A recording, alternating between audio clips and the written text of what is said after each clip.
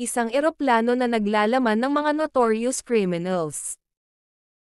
Pipigilan sila ng dating ranger na nakulong sa pagtatanggol sa asawa. Alamin natin ang kwento ng Con Air.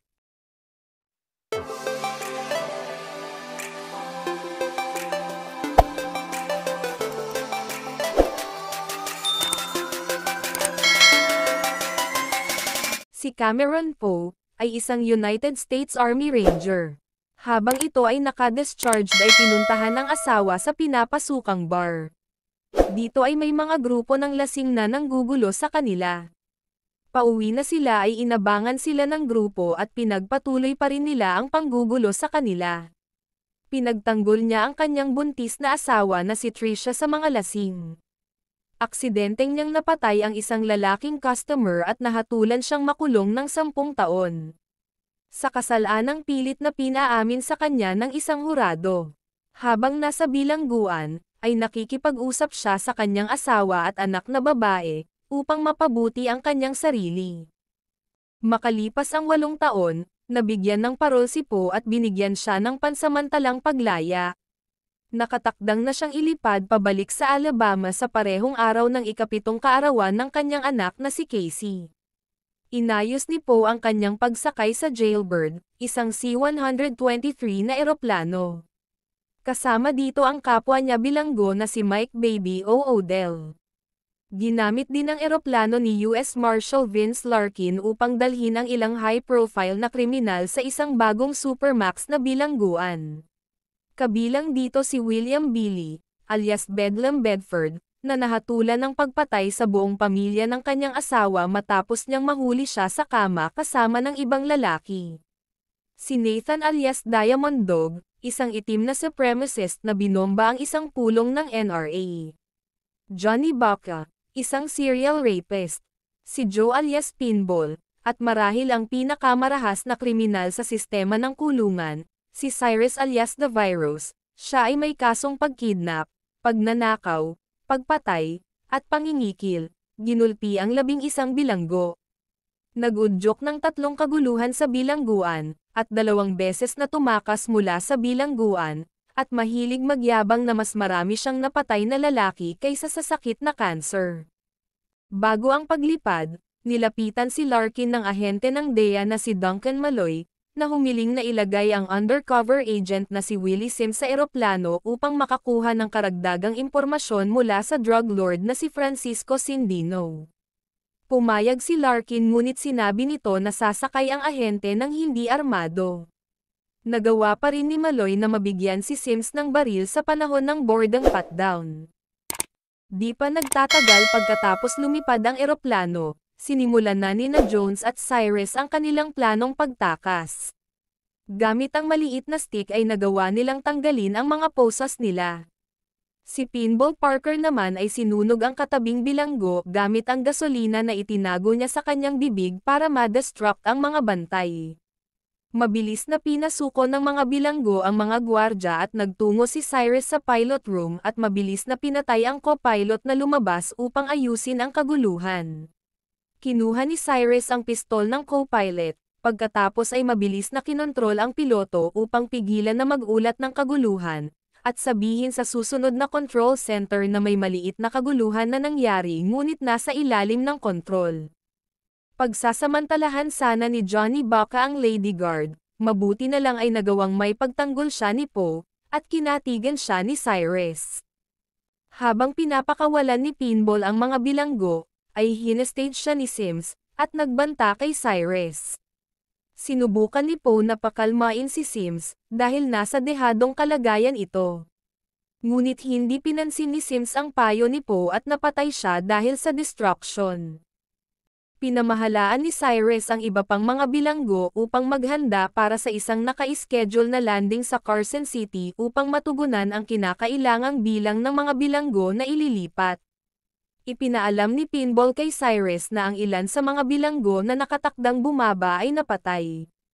Sa una ay nagpasya si Poe na bumaba sa pag-asang ilantad sila, ngunit muling nag-isip, natuklasan niyang naglalagay sila ng tape sa bibig ng mga nililipat bilang pag-iingat. At ang piloto ay inilipat sa kanyang lugar. Ang kanyang pangunahing dahilan sa pananatili ay si Odell ay isang diabetic, at ang mga karayom ng iniksyon para sa kanyang insulin ay nasira at hindi na magagamit pa. Gayun din si Johnny 23 ay humahabol sa nag-iisang babaeng gwardya sa eroplano, si Sally Bishop. Mabuti na lang at pinapanigan siya ni Cyrus at nasusoklam din sa mga rapist.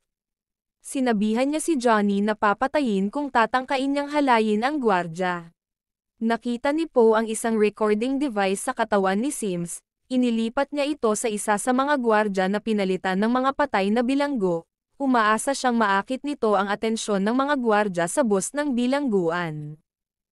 Tiniyak ni Cyrus na maayos ang paglipat ng bilanggo. Kabilang sa mga bagong bilanggo na sumakay ay ang drug lord na si Francisco Sindino. Siya ang utak ng pagtakas. Ang transvestite serial killer na si Ramon Martinez. Ang kanilang bagong piloto na si Swamp Thing Williams, at cannibal serial killer na si Garland Green, na kilala bilang The Marietta Mangler. Inutusan ni Cyrus si Pinball na itago ang transponder ng eroplano. Umalis ang eroplano sa Carson City nang walang problema kahit na natuklasan ng mga gwardya sa bus ng bilangguan ang tunay na pagkakakilanlan ng mga bilanggo sa bus. Huli na nang dumating ang mga backup, dahil nakita ng mga bilanggo ang kanilang mga sasakyan papalapit sa runway at naglian itong umalis. Sa kabilang dako, natuklasan ni Larkin ang mga plano para sa pagkuha ng eroplano sa lumang selda ng kulungan ni Cyrus. At mapalad na nakaligtas sa pagsabog ng bomba na nakalagay sa maliit na kahon ng tabako. Matapos matuklasan ni Larkin at Malloy ang nangyari, nalaman ni Larkin ang tungkol kay Poe mula sa kanilang gwardya na si Poe ay nasa kanilang panig. Si Malloy ay hindi sang-ayon kay Larkins, at agad na umalis, upang sundan ang transponder ng eroplano. Na inilagay ni Pinball sa isang sightseeing plane. Si Poe, kasama si Jones, ay pumunta sa katawan ng eroplano upang matukoy ang sanhi ng mabagal na takbo, at nalaman nila na ang katawan ni Pinball ay nakalagay sa compartment ng landing wheel. May nakuhang panulat si Poe, at sinamantala ang pagkakataon na magsulat ng mensahe sa shirt ni Pinball kay Larkin. Pagkatapos ay itinulak ang katawan palabas ng eroplano. Bumagsak ito sa gitna ng trapiko sa Fresno, California. Nakipagkita si Larkin kina Tricia at Casey para malaman kung bakit pinili ni Poe na manatili sa eroplano. Biglang may tumawag sa kanya mula sa Fresno Police. At nalaman ni Larkin ang mensahe. Sinasabi ni Larkin na ang eroplano ng mga bilanggo ay patungo sa direksyon sa lugar na hindi na ginagamit na Lerner Airfield.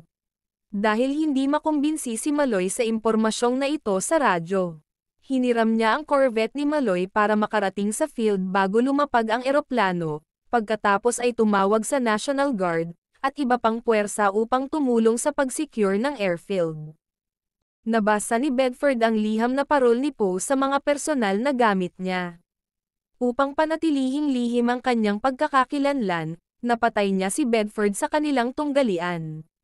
Nalaman ni Poe mula kay Cyrus na nangangako si Sindino na sa sandaling makarating sila sa Lerner, ay may isa pang eroplano ang naghihintay sa kanila upang tulungan silang makakuha ng asylum sa non-extradition territory. Dumating si Larkin sa lugar ngunit wala pa ang eroplano. Minabuti niya na magtago muna. Maya-maya ay lumapag ang eroplano sa paliparan at sumadsad ito sa buhanginan. Ngunit walang eroplanong naghihintay sa kanila.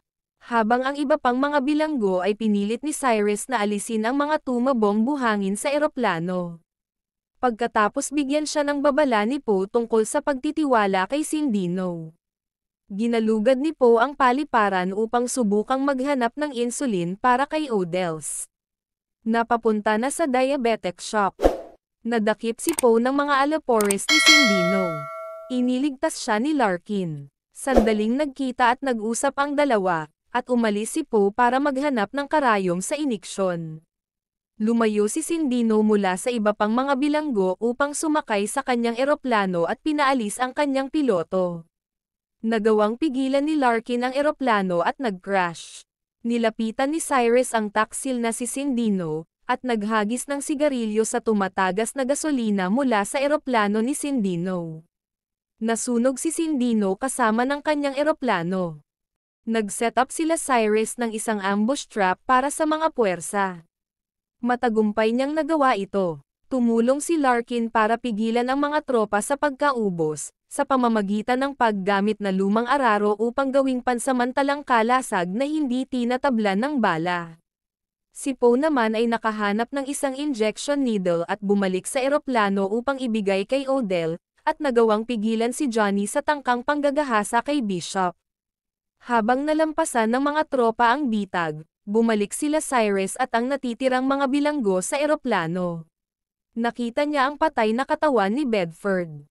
Lumipad sila sa kabila ng pinsala ng eroplano. Ngunit hindi nagawang makatakas nila Poe kasama sina Odell at Bishop. Di nagtagal, natuklasan ni Cyrus ang tunay na pagkakakilanlan ni Poe matapos mahanap ni Jones ang liham ng parol ni Poe. Binaril niya si Odell sa tiyan matapos nitong umamin na siya ang traidor sa grupo. Babarilin na ni Cyrus si Poe, ngunit pinaputukan sila ni Malloy mula sa helicopter na nagagalit sa pagkasira ng kotse niya. Tinamaan sa makina ang jailbird na naging dahilan upang mawalan ng gasolina ang eroplano. Nang naabala si Cyrus at ang iba pa, sa pagbaril mula sa ramp ng sasakyang panghimpapawid sa mga helicopter, nilabanan ni Poe ang ilang mga bilanggo upang makuha ang kontrol ng piloto. Patuloy pa rin na pinapuputukan ang eroplano ni Malloy, habang si Larkin ay pinipigilan sila mula sa pangalawang helicopter. Nagsabi si Poe kay Malloy na itigil ang pagpapaputok, at nagutos si Malloy ng hold fire. Nagtangka sila na ilanding ang eroplano sa McCarran International Airport sa Las Vegas. Ngunit, ang jailbird ay wala ng gasolina at napilitang bumagsak sa The Strip. Sa gitna ng kaguluhan, si Poe ay pinasalamatan nina Odell at Bishop sa kanyang tulong. Tumakas sina Cyrus, Jones, at Swamp Thing gamit ang truck ng bumbero. Hinabol sila nila Larkin at Poe gamit ang motorsiklo, na kalaunan ay napatay ang tatlong nakatakas. Muling nagkita at nagkasama sina Poe at ang kanyang asawa pagkatapos ng mahabang panahon, at mayayakap na niya ang anak na babae, si Casey. Isang croupier sa isang craps table sa casino sa Vegas ay nagtanong sa isang bagong magbabato ng dice kung sa tingin niya ay swerte siya. Siya si Garland Green. Siya ay kumuha ng dice at humigop ng margarita pagkatapos ay sumagot ng oo. At dito natatapos ang kwento. Sana ay nagustuhan nyo. Comment down below po kung anong masasabi nyo. Paki-like at subscribe naman po. Maraming salamat po.